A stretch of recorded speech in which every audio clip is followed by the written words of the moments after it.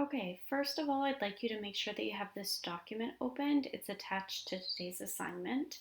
And you're going to be completing the first page as I talk through the video lesson, or if you were in class, you're going to complete it while you're in class. And then here, you're going to be doing a little bit of highlighting and annotating on the poem, and then a little bit of annotating on the side. So, here goes. The topic is the Song of Hiawatha. It's the last text that we'll be looking at in our Romanticism unit. The essential questions are: how has Longfellow used structural features to create a sense of rhythm? And how do you see elements of Romanticism in the introduction? The learning targets are to assess how a writer structures a text and the effect this has, and to assess how the content of a poem is shaped. So, Henry Wadsworth Longfellow lived from 1807 to 1882. He was born in Portland, Maine, and was a professor at Harvard. His first wife died of a miscarriage, and his second wife died from burns after her dress caught fire. He drew heavily on mythology in his writing, and he specialized in something called lyric poetry, which is usually told from a first-person perspective. It expresses personal emotions. It's often accompanied by music, and it has a regular meter, a regular beat to it. So what I want you to do is on your, well, you should have already filled in what is lyric poetry on page 1, but on the actual introduction, I want you to go through and number the syllables in the first 5 lines of the poem, and then highlight the repetitions that you see. So pause the video, do that really quick, and then come back. Okay, so should you ask me whence these stories?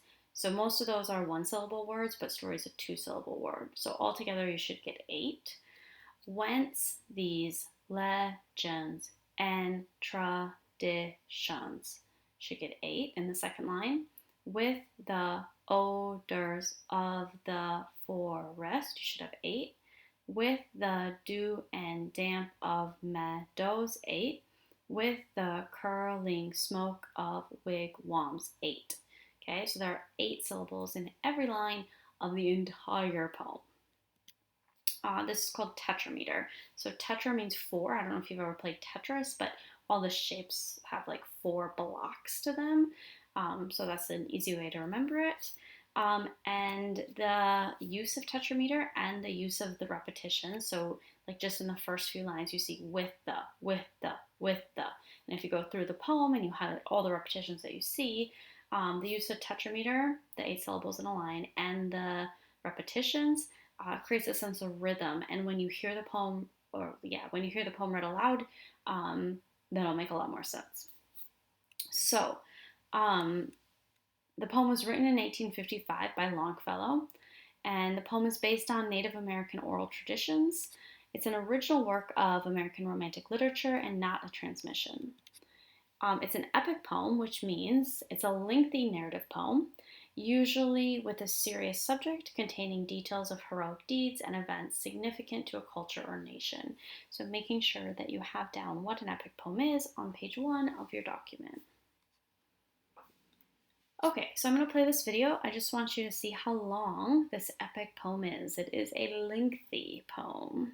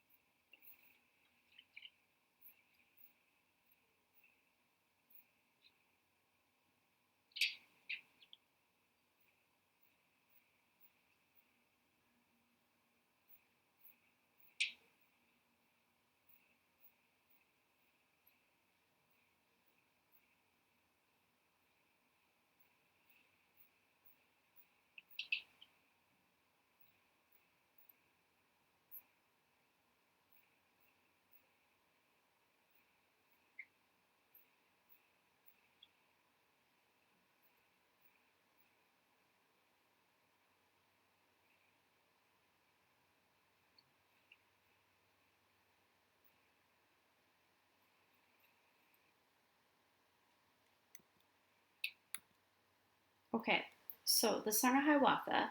The events in the story are set in the rocks on the south shore of Lake Superior. It's about the adventures of an Ojibwe warrior named Hiawatha and the tragedy of his love for Minnehaha.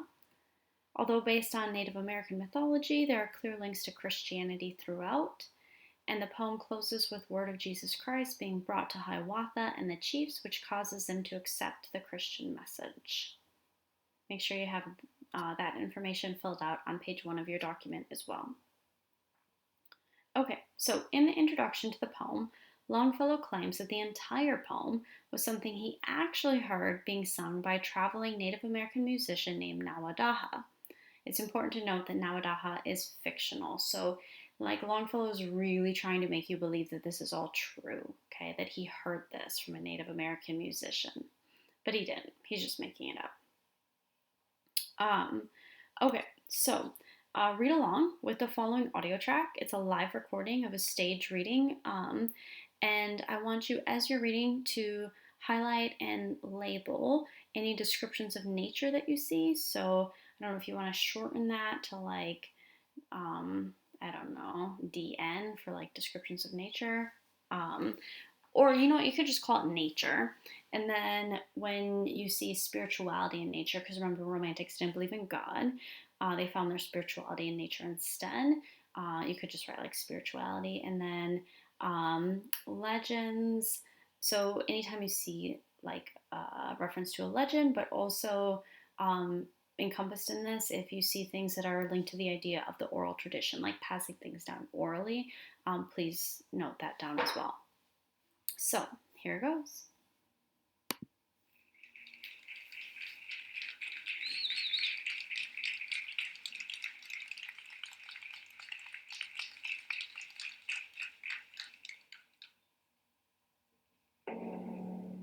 Introduction.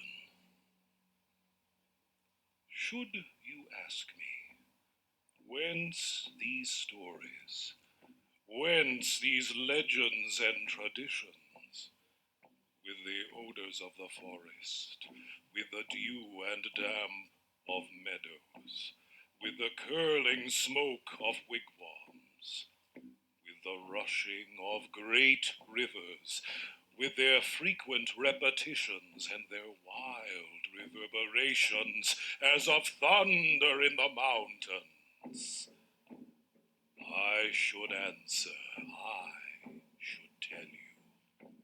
From the forests and the prairies, from the great lakes of the Northland, from the land of the Ojibways, from the land of the Dakotas, from the mountains, moors, and fenlands, where the heron, the shushuga, feeds among the reeds and rushes, I repeat them as I heard them from the lips of Nawadaha, the musician, the sweet singer.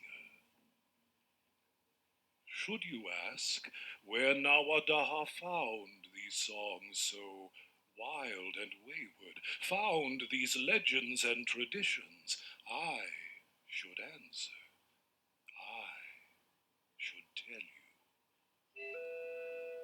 In the birds' nests of the forest, in the lodges of the beaver, in the hoofprints of the bison, in the eyrie of the eagle, all the wild fowls sang them to him in the moorlands and the fenlands, in the melancholy marshes. Chitowake, the plover, sang them, Mang, the loon, the wild goose wawa, the blue heron, the shushuga, and the grouse, the mushkodasa. If still further, you should ask me, saying, who was this Nawadaha? Tell us of this Nawadaha. I should answer your inquiries straightway in words as follows. In the vale of Tawasentha, in the green and silent valley, by the pleasant water courses, dwelt the singer Nawadaha. Round about the Indian village spread the meadows and the cornfields. and beyond them stood the forest, stood the groves of singing pine trees, green in summer, white in winter, ever sighing, ever singing. And the pleasant watercourses, you can trace them through the valley, by the rushing in the springtime, by the alders in the summer, by the white fog in the autumn, by the black line in the winter. And beside them dwelt the singer in the vale of Tawasentha, in the green and silent valley. There he sang of Hiawatha, sang the song of Hiawatha, sang his wondrous birth and being, how he prayed and how he fasted, how he lived and toiled and suffered, that the tribes of men might prosper, that he might advance his people. Ye who love the haunts of nature, love the sunshine of the meadow, love the shadow of the forest, love the wind among the branches, and the rain shower, and the snowstorm, and the rushing of great rivers through their palisades of pine trees, and the thunder in the mountains, whose innumerable echoes flap like eagles in their eyries. Listen to these wild traditions, to this song of Hiawatha. Ye who love a nation's legends, love the ballads of a people that, like voices from afar off, call to us to pause and listen, speak in tones so plain and childlike. Scarcely can the ear distinguish whether they are sung or spoken. Listen to this Indian legend, to this song of Hiawatha. Ye whose hearts are fresh and simple, who have faith in God and nature, who believe that in all ages every human heart is human, that in even savage bosoms there are longings, yearnings, strivings for the good they comprehend not, that the feeble hands and helpless, groping blindly in the darkness, touch God's right hand in that darkness, and are lifted up and strengthened. Listen to this simple story, to this song of Hiawatha. Ye who sometimes in your rambles through the green lanes of the country, where the tangled barberry bushes hang their tufts of crimson berries, over stone walls grey with mosses, pause by some neglected churchyard, for a while to muse and ponder on a half-effaced inscription, written with little skill of songcraft, homely phrases, but each letter full of hope and yet of heartbreak, full of all the tender pathos of the here and the hereafter. Stay and read this rude inscription. Read this song of Hiawatha.